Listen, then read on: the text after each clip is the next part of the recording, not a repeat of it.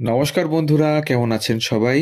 গল্প যেখানে সত্যি চ্যানেলের আরও একটি নতুন গল্পে আবারও আপনাদেরকে স্বাগত জানাই। প্রথমেই মনে করিয়ে দিই, আমাদের চ্যানেলে নতুন হলে অবশ্যই আমাদের চ্যানেলটিকে সাবস্ক্রাইব করে পাশে থাকবেন। বেল আইকনটিকে অবশ্যই প্রেস করে নেবেন পরবর্তী গল্প যাতে খুব সহজে আপনাদের কাছে পৌঁছে যেতে পারে। আমাদের গল্প পোস্ট করার সময় প্রতিদিন ঠিক সকাল 9টা থেকে 9:30। যদি আমাদের গল্প তথ্যমূলক মনে হয় তাহলে অবশ্যই আপনাদের কাছের মানুষদের সাথে একটু শেয়ার করবেন, আর অবশ্যই অবশ্যই কমেন্টের মাধ্যমে জানাবেন কেমন লাগছে। আজ বলবো একটু অন্যরকম গল্প। বলবো বাঙালির 13 মাসে, মাফ করবেন, 12 মাসে যে কত পার্বণ সেই নিয়ে গল্প। তারই একটা বিশেষ পার্বণ যেটা আমাদের রাঢ়বঙ্গের একটা বিশেষ উৎসব হিসেবে পালিত হয়, সেই পার্বণ নিয়ে আজকের গল্প। আর বলবো দেবী দুর্গার সুপর্বা নামের ইতিহাস। তাই শুরু করা যাক। হিন্দুদের যে 13 পার্বণ 12 মাসে বলা হয়, তার মধ্যে অন্যতম হলো আজকের মূল বিষয়বস্তু, অর্থাৎ রান্না পুজো।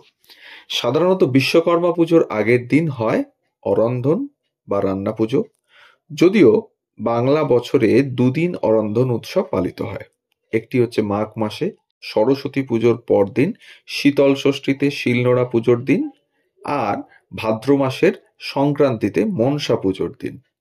এই দুদিনই উনুন জ্বালানো হয় না, বদলে আগের দিনের রান্না করা খাবার খাওয়ার রীতি রয়েছে। রান্না পুজো বা অরন্ধন উৎসব সারা বাংলা জুড়ে, বিশেষত গ্রামাঞ্চলে ব্যাপকভাবে উদযাপিত হয়।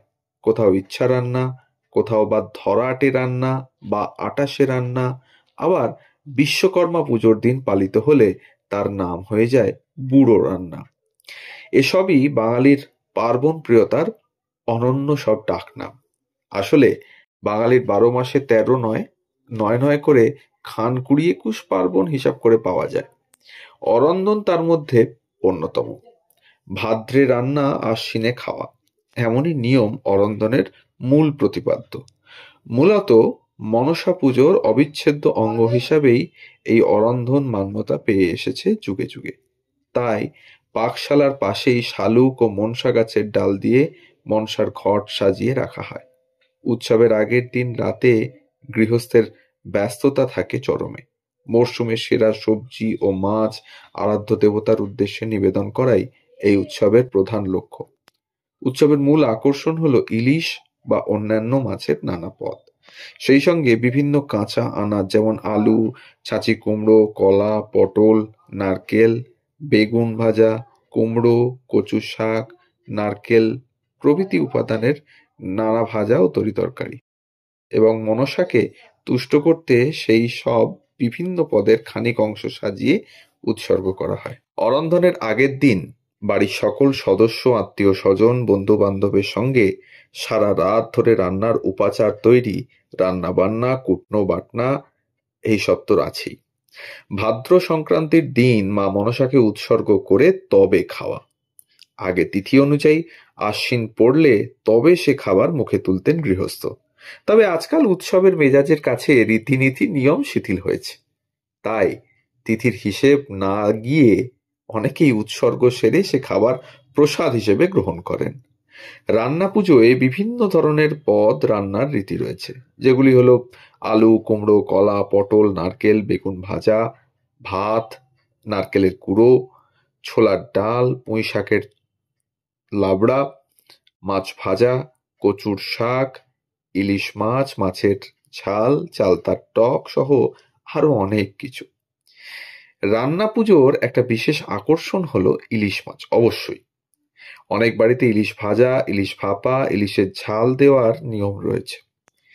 একই সঙ্গে রান্না পুজোর কিছু বিশেষ নিয়মও রয়েছে, যেমন রান্নার জায়গায় যেন সূর্যের আলো প্রবেশ করতে না পারে সেরকম ব্যবস্থা করা হয়। পরের দিন সূর্য উদয়ের আগে যে কোনো উপায়ে রান্না সম্পূর্ণ করতে হবে, সঙ্গে অবশ্যই পান্তা। তবে আজকাল অনেকেই শরীর সচেতন, তাই বাসি খাওয়ার প্রথা ভেঙে দেবতাকে উৎসর্গ করার পর গরম ভাত খাওয়ার রীতিও চালু হয়েছে। গ্রাম শহরের নানা জায়গায় অরন্ধন উৎসবের দিন মাছ চাষের পুকুরগুলিতে মাছ ধরার জন্য বিশেষ ছাড়েরও ব্যবস্থা আছে। শিকারীদের জন্য পাখা মানে মাছ ধরার প্রতিযোগিতারও প্রচলন আছে। যারা বেশি মাছ ধরতে পারবে তারা পাবেন বিশেষ পুরস্কার। সাধারণত দেবীপক্ষের আগে এটিই বাঙালির শেষ উৎসব। এর পরের উৎসবের পর্ব শুরু হয় আবার মহালয়ার পর থেকে, শাস্ত্রমতে সুপর্বে। দেবী দুর্গার আগমনীর প্রহর শুরুর পরেই বাঙালি আবার উৎসবমুখী হয় বলেই দুর্গার অপর নাম সুপর্বা। রাঢ়বঙ্গে এক সময়, সে অনেক কাল আগে, চৈতন্যদেবের সময় মনসাকেও দুর্গার অপর রূপ ভেবে পূজা করার বিধি প্রচলন ছিল। তাই এই পুজোতেও বলি প্রথার প্রচলন ছিল। বর্তমানে অবশ্য সে প্রথা বিলুপ্ত হয়েছে এবং জীব বৈচিত্র্য বাঁচাতে এ প্রথার অবলুপ্তি বিশেষভাবে কাম্য। তাই এখনো যে সমস্ত পুজোয় বলি প্রথা চালু রয়েছে, এখনো বিভিন্ন গ্রামাঞ্চলে আমরা জানি বহু জায়গায় বলি প্রথা চালু রয়েছে, আমরা তার তীব্র নিন্দা করি। আজকের দিনে দাঁড়িয়ে আমরা যেখানে অনেক বেশি আধুনিক হয়ে গেছি এবং বিজ্ঞান মনস্ক হয়ে পড়েছি, সেদিক থেকে বিচার করে, জীববৈচিত্র্যের কথা বিচার করে, অবশ্যই নিজের মনস্কামনা পূরণের উদ্দেশ্যে যে বলি প্রথা, সেই বলি প্রথা অবশ্যই বন্ধ হওয়া উচিত। অন্তত আমরা একজন সচেতন নাগরিক হিসেবে সেটাই বিশ্বাস করি। জানি না আপনারা কি বিশ্বাস করেন, তবে অবশ্যই এই প্রথার বন্ধ হওয়া আশু প্রয়োজন।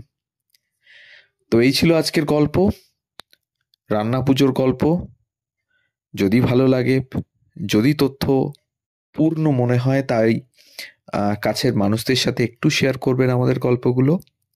সবাই ভালো থাকবেন, সুস্থ থাকবেন। ধন্যবাদ।